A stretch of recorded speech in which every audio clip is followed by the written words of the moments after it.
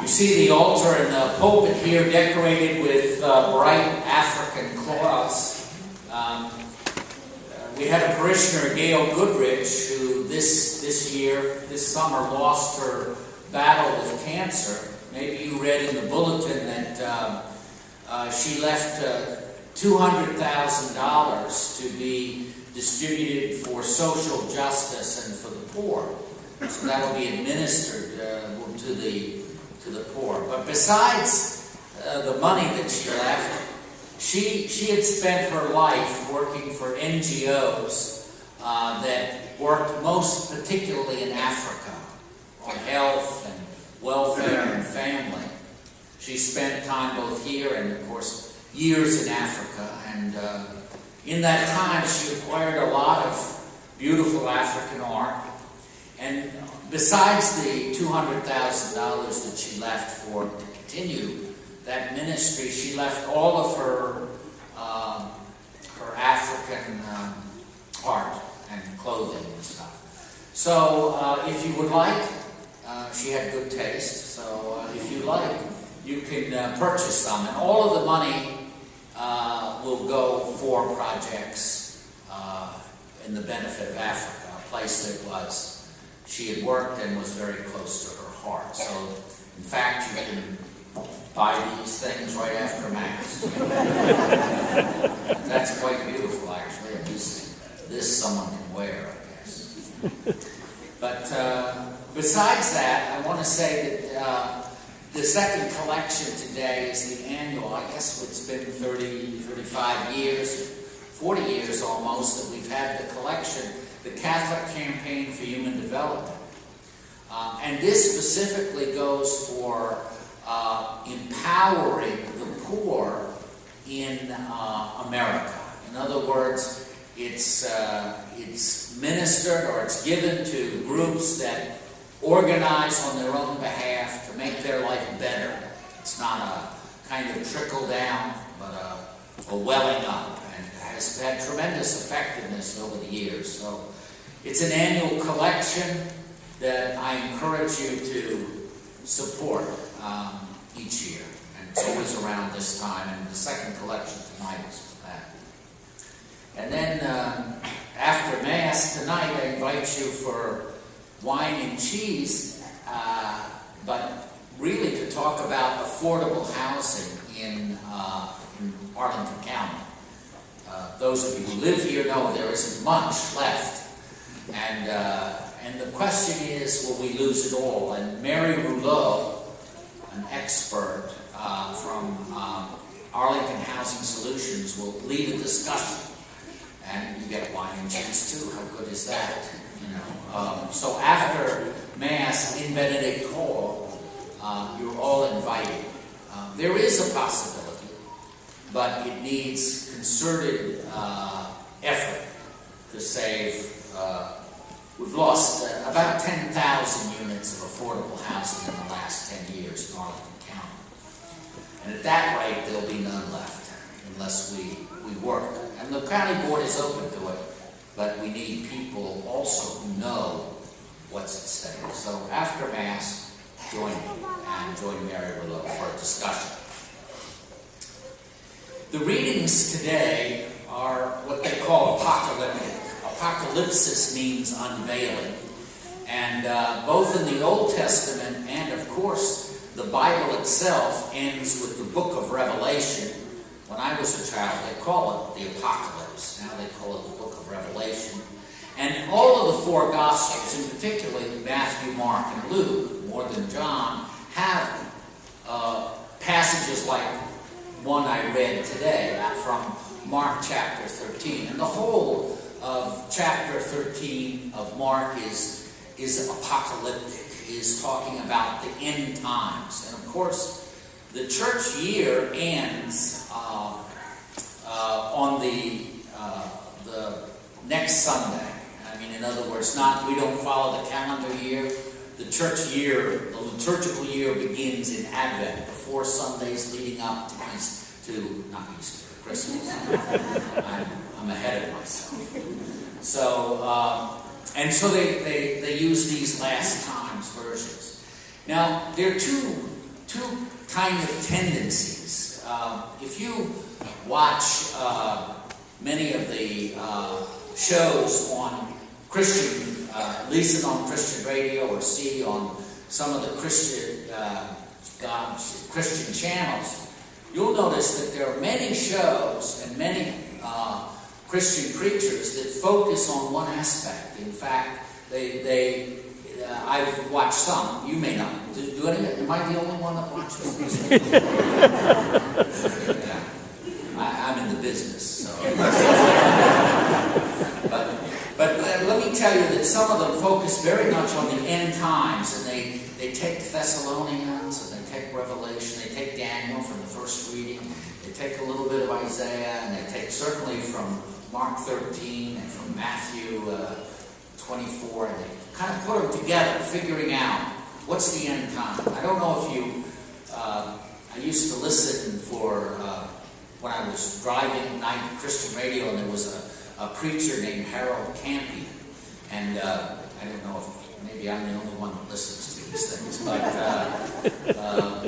but he predicted not this May, but last May 21st, the world would end, and it didn't, and then he moved it ahead to October 21st of last year. It didn't. He's off the radio. The danger is this. That's one side, is to be fascinated and say, this must be predictive. Maybe I can figure out. The danger of that, I guess there's nothing really wrong with that, except that it pulls us away from living our life now. For example, thinking about the end times can be so fascinating. Is the Lord coming first? Is the tribulation first? Is the rapture coming? Or whatever. It can be so fascinating that, for example, we wouldn't bother about, oh, well, who cares about Ford Plaza? You know, what the heck? You know, I'm not going to be here. I'll be raptured. So, you know what I mean? That's the danger. You get sucked into it. But these are valid readings on the other side. Because what they rose from is a long history of suffering. In every age, the Jewish people experienced, and for about the 400 or 500 years, 600 years before Jesus, almost continual suffering. You know, whether it was the Babylonians or the Assyrians or the Romans, and that sparked in them, how do you deal with that? Decade after decade, century after century of not having your own direction, of being oppressed. Well, they never lost faith. The Jews never lost faith, and they expressed it. They were honest about the end times, the darkening of the skies, the march of battle, all of that. That could be part of their liturgy. But always, as you heard, I don't know if you were listening in the Daniel reading, but Michael will come, and those who are just will be saved. In other words, they could face the worst possible things in life and still believe that God's promise is true. They held on and believed. They knew that as bad as things could be and were at times, they could still live on. That God would in the end. And so there is a place, and the early Christian community experienced the same. For the first 300 years, the Christians experienced pogroms, persecutions periodically, etc. But in the Revelation, they held on to the fact that in the end, God would bring the fullness. Now, you say, well, that's interesting. I'm not particularly persecuted now. How does that apply to me? Well, on a personal level, and sometimes even a national level, but certainly on a personal level, sometimes we go through long periods of really bad things, right? Gail, the person who left this, she dealt with cancer on and off for 12 years. Battled it back, and lived fully the whole time. A woman of great faith and vision.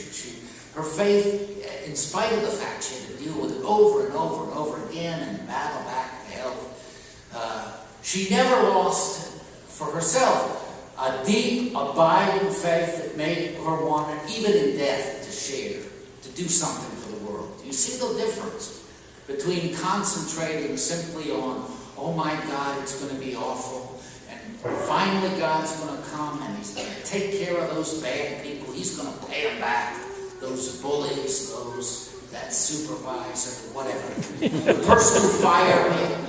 You know, he's going to be paid back. Well, you know, the other thing is that you cannot be crushed in Jesus Christ. You know? Yes, you'll die. Every one of you. Every one of us will die. For sure. Take it to the bank.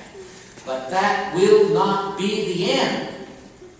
And no trouble, no persecution, no reverse can lay you low if you hold on to Christ. And that's Jesus says, learn a lesson from the fig tree. You know when the branch gets tender and begins to sprout, spring is coming. Here in Virginia, when I see the crocus come up, sometimes out of the snow, I see the hyacinth, which is one of the first, and then the daffodils. I know spring is coming. It's that kind of promise. Even nature tells us that God's will, that as nature revitalizes itself, so God's promise is there. So these readings, they may not speak to people whose life is great, but they do speak to people who hanging by a thread, who want to believe and don't know how they can hold on. The promise is that the Word is true. That you and I will be saved. We will conquer because in Jesus Christ who saved us. I'd like to end it. Gretchen did a glorious job singing the psalm. Actually, I would have loved to have you sing it again, but let's just listen to it.